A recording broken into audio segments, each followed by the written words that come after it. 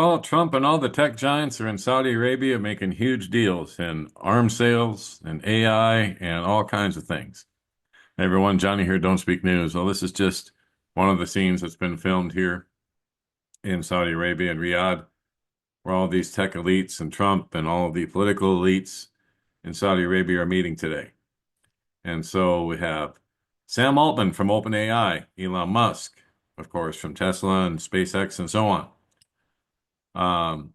Larry Fink from BlackRock, can't leave him out. We have Andy Jassy from Amazon, Ruth Porat from the Alphabet Agency.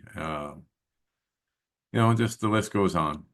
Alex Karp from Palantir, can't forget him. So what deals are being made? Well, we have 600 billion in U.S. and Saudi investments. They're talking about maybe bumping that up to $1 trillion in some articles I've read today. We have 142 billion, setting a record in military contracts, U.S. military contracts, making it the largest arms deal in history.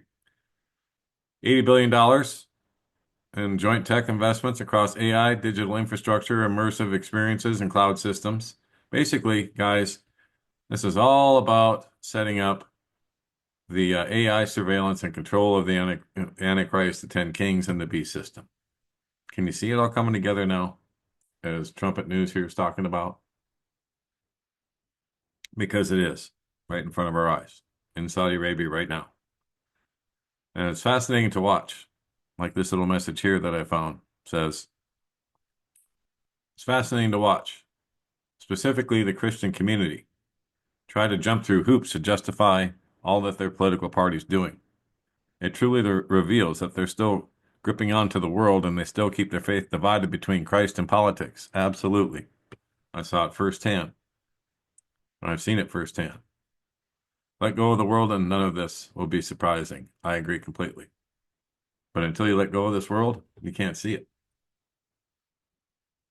You can't see it. We have to walk by the Spirit, walk by faith and not by sight. So here's another one. I look at this and see the delusion in the Trump supporters cheering on Trump because the Saudi crown prince chose to meet with him personally on the tarmac. And he wouldn't do that with Biden. So this is great, is what Hal is saying here. So it was great that he was being escorted by fighter jets from the Saudi Royal Air Force. Not just one, but multiple. Oh, it's just wonderful. All kinds of Antichrist Trump worship going on in this article. But anyway, the point being is that he's celebrating this, and so are other Trump supporters. And they're celebrating, getting together with a murderer, with a murderous regime. They always have been, they always will be. Everybody forgets so quickly.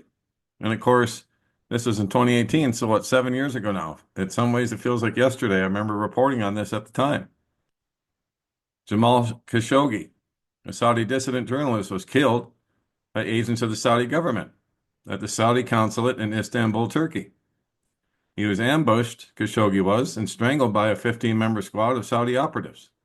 His body was dismembered and disposed of in some way that was never publicly revealed.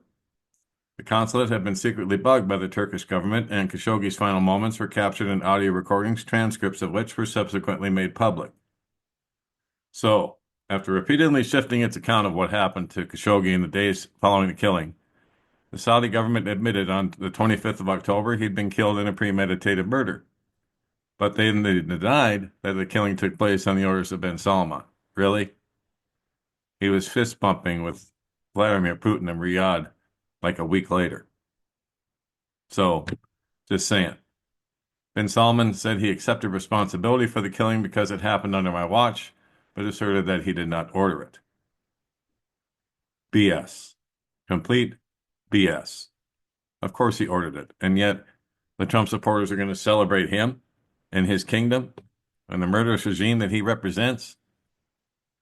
Trump doesn't care because they're showering him with money and gifts. So he could care less what he's done.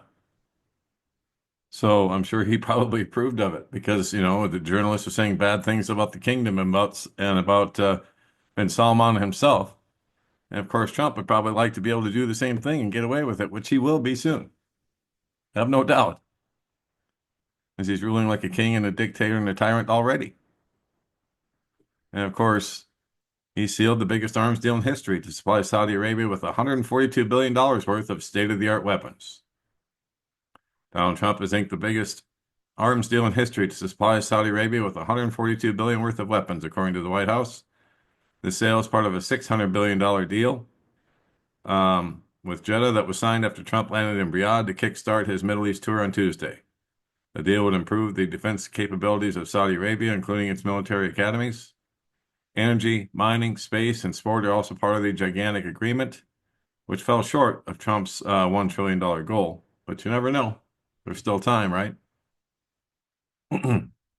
Powerful business executives traveled with Trump, including his key ally and SpaceX boss, Elon Musk. Yes, Captain Brainchip, as I like to call him. Finance titan BlackRock founders and chip giant NVIDIA's founder and CEO, as I just got done showing you all the people that were gathered there from big tech. So there it is, biggest arms deal in history. In the meantime, Israeli concerns grow, as Trump reportedly plans to meet Palestinian, Syrian, and Lebanese presidents in Saudi Arabia. So this trip isn't done yet. Trump has also expressed his wishes for Saudi Arabia to join the Abraham Accords, but says they'll do it on their own time. So he did not put undue pressure on them in front of the cameras like some people thought he might. Anyway, the Saudi kingdom is pushing for a broader agreement with recognition of a Palestinian state. And that may still come, as we've heard lots of rumors about this, right? U.S. President Trump's upcoming trip to the Middle East, the one he's on right now, his first major visit abroad since taking office, has already sparked speculation about strained relations after it was revealed that he would skip Israel in favor of stops in Saudi Arabia and Qatar. In recent days, a flurry of reports has heightened Israeli concerns, as Trump is now set to meet with nearly all regional leaders, except those of Israel. On Sunday, Arab news outlets reported that Palestinian Authority President Mahmoud Abbas, Syrian President Ahmad al-Sharaa, Lebanese President Joseph Aoun will all join Trump's meeting with Saudi Crown Prince Mohammed bin Salman. But like it says, no representatives from Israel. However, there still may be an announcement of some kind of Trump recognizing a Palestinian state and seeking the two-state solution, which would set off a whole bunch more fireworks inside of Israel, I'm sure. So all kinds of stuff going on, guys, on this world stage. Wow. Then I put this over on don'tspeaknews.com earlier, as Trump announced the lifting of sanctions on Syria in return, of course, for Syrian oil and gas. Now the U.S. won't have to steal it and pretend it's not happening, like they have been for, since about 2011 or 2012 when they first went in there to those oil fields. And so Trump announced the lifting of sanctions against Syria. I'll be ordering the cessation of sanctions against Syria, I say that fast 5 times, in order to give them a chance at greatness. Oh, what I do for the Crown Prince. So there you go. Don't be surprised when Syria joins the Abraham Accords. I'm sure they're discussing that today. I would expect the Saudis to do the same soon as well, but that probably won't happen unless and until Trump declares a two-state solution for Palestine and Israel. We'll have to see what happens. Prayed up and prepped up at all times. We'll just keep our eyes open. No fear.